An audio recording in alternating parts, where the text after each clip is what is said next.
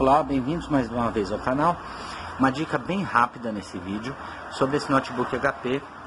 Nós podemos perceber que o teclado dele não é ABNT, ele não foi comprado no Brasil, mas é uma coisa bem importante. Precisei substituir o HD dele. Ele é de encaixe, como grande parte dos notebooks, né? Porém tem os parafusos inferiores. Eu sofri bastante para conseguir desmontar e eu vou mostrar por quê. Ó, tá aqui o modelo dele, tá?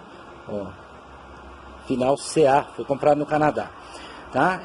Bom, ele tem os parafusos normais, tá? Então o que eu fiz? Eu retirei todos os parafusos e comecei a desplacar ou desencaixar pelas bordas dele aqui, para sacar a tampa, e ela não saía de jeito nenhum.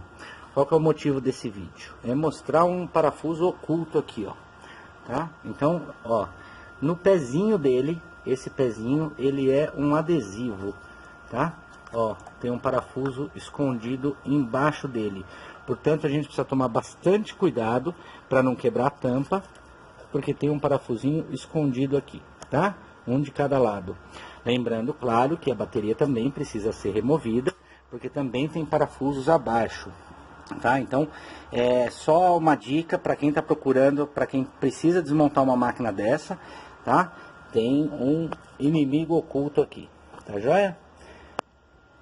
Aí, focou. Bom, é isso aí, vídeo rapidinho, desculpem a má qualidade aí, mas eu estou fazendo bem rápido para justamente poder ajudar. Se gostou, se o vídeo ajudou, deixa um like, se inscreva no canal e boa, até a próxima. Obrigado!